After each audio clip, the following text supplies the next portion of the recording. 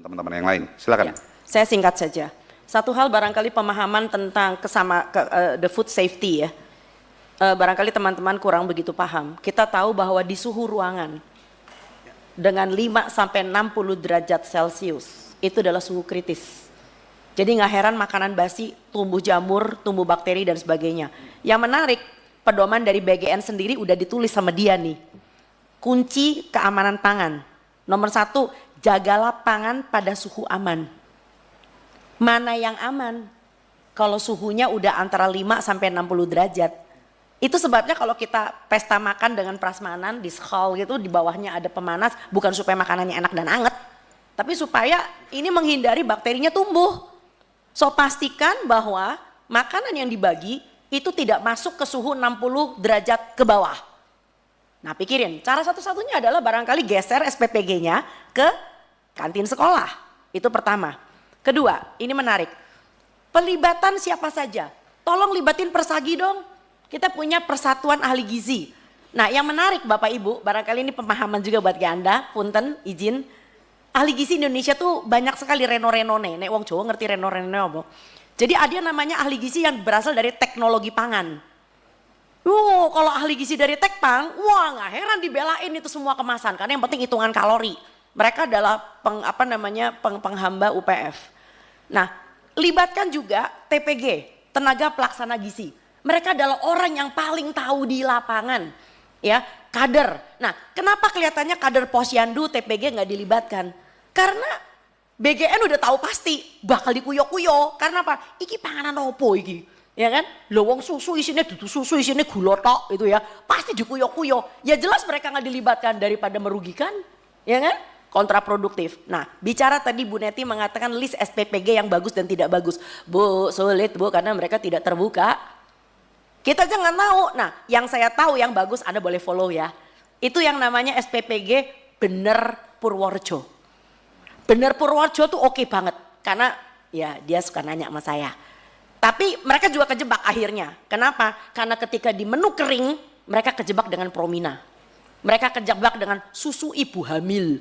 Sampai ada warga yang nanya ke saya, "Dok, saya punya satu lemari loh. Karena saya kalau minum susu ibu hamil kayak muntah.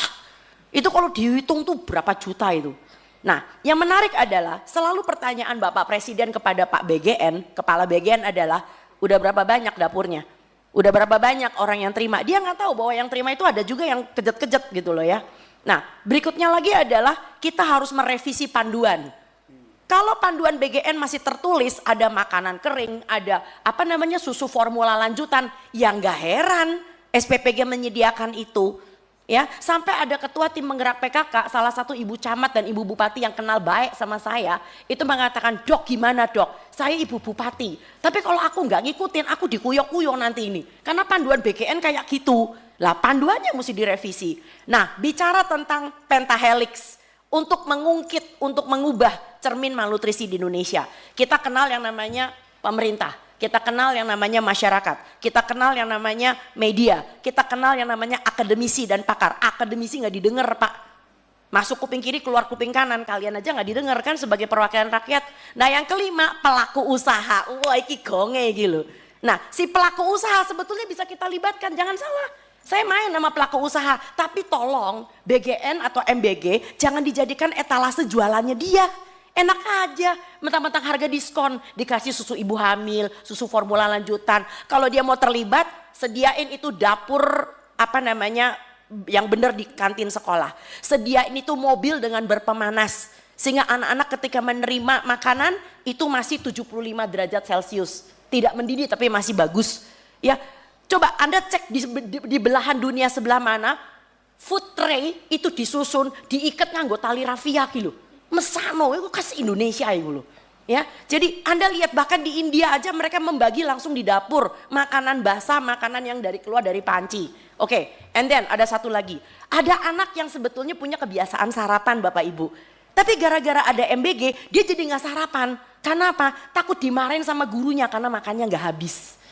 So jangan melihat dari satu sisi anak yang tidak sarapan loh. Ada anak yang kebiasaannya bagus udah sarapan, malah jadi nggak jadi sarapan. Dan yang berikutnya lagi adalah pikirkan tenaga SPPG yang sudah direkrut. Ya kita juga nggak mau melakukan moratorium karena mereka adalah orang-orang yang udah senang dengan gaji 1,8 juta kayak kemarin tuh ada yang keluar di TikTok ya. Wih gaji gue bagus. Sementara di tempat itu guru cuma 300.000 honornya per bulan. So saya tidak mau juga posyandu keseret. Karena sekarang udah kelihatan nih posyandu mulai keseret, saya udah bilang. Karena apa? Karena mereka sudah mulai membagi susu-susuan yang berasa-rasa, mulai membagi biskuit-biskuit. Nah, satu hal lagi adalah yang lebih penting. Tolong bedakan rekomendasi dari kritik. Saya pengen pemerintah kita itu dengar ini rekomendasi karena kita semua sayang bangsa ini. Kita cinta bangsa Indonesia apapun warna kulit kita, apapun bentuk mata kita. Kita adalah orang Indonesia. Tapi tolong semua yang sifatnya ingin mendukung dengan suatu ide-ide tertentu jangan dianggap sebagai kritik. Jadi berasanya kayak the super body yang selalu benar. Itu sebabnya kenapa mereka tidak melibatkan posyandu, tidak melibatkan TPG, tidak melibatkan dan sebagainya. Bicara tadi Mas yang mengatakan tentang UPF yang masih bisa diterima. Barangkali saus tomat masih bisa diterima kali ya. Kecap masih bisa diterima kali ya. Tapi bukan yang namanya saus tiram masih bisa lah dikit-dikit lah ya. Itu kan UPF juga. Tetapi tolong jangan biskuit, jangan roti kemasan. Dan tadi menarik bahwa salah seorang yang mengatakan bahwa Indonesia itu kekurangan makan sayur dan buah. Bapak Ibu, dari Survei Kesehatan Republik Indonesia 2024, Anda tahu jumlah orang Indonesia berapa persen yang kurang makan sayur dan buah? Saya sebutin angkanya biar kejet-kejet.